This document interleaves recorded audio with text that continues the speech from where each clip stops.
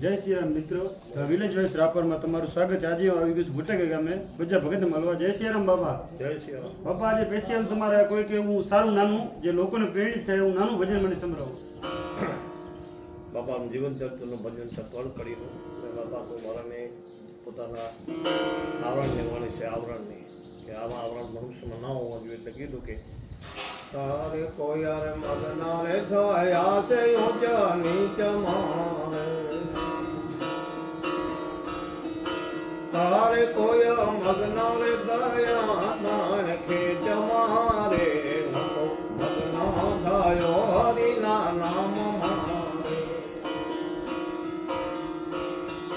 તારે મારી વરદી પ્રભુજીના ધામ મારે મગ્ન રે થયો હરિના નામ મારે એ કોઈ મગ્ન રે થયા સેવાજી વેદ મારે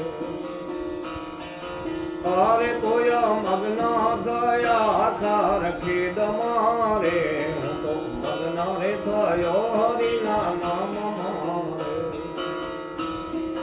તારે મારી વરતી પ્રભુજીના ધામ મારે મગ્ન રે થયો હરિના નામ મારે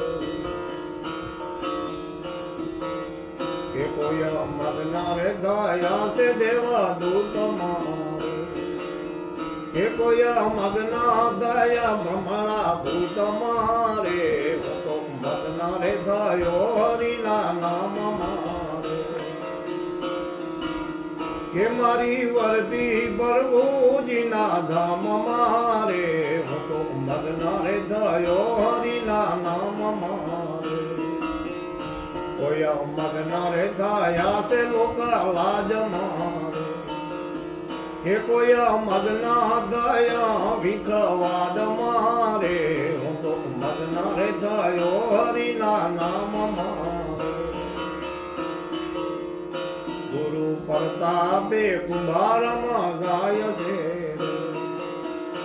હરિ ભજન થી મુક્તિ થાય છે રે મગ્ન રે થયો હરિના નામ મારે કે મારી વરદી પ્રભુજીના ધામ મારે મગ્ન રે થયો હરિના સદગુરુ ભગવાન ખૂબ સરસ ગાયું। અને ટૂંકમાં એનો સાર કેવો હતો? સાર શું કહેવા માંગો? ભજન શું કહેવા માંગે છે? ટૂંકમાં એનો સાર કહી છે કે મોક્ષ ગતિ માટે જે બાપુએ વર્ણન કર્યું ને કે આવી ચાર કડી મેં કીધું પોતે કે આવી રીતે રહેવું પડે તો આ જીવને મોક્ષ ગતિ મળે, આનો સાર એટલો જ છે।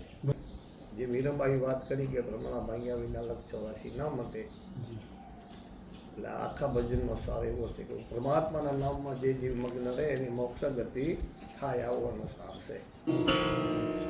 ખરેખર બાપા આભાર। ફરી ટાઈમ માટે આવશું મિત્રો। જો તમારું ભજન સારું લાગ્યું હોય તો અમારા વિડીયોને લાઈક કરી નાખજો, ચેનલ સબસ્ક્રાઈબ કરી નાખજો અને તમારા મિત્રો સુધી શેર કરજો જેથી આવા જૂના ભજન તમને સાંભળવા મળે। ધન્યવાદ।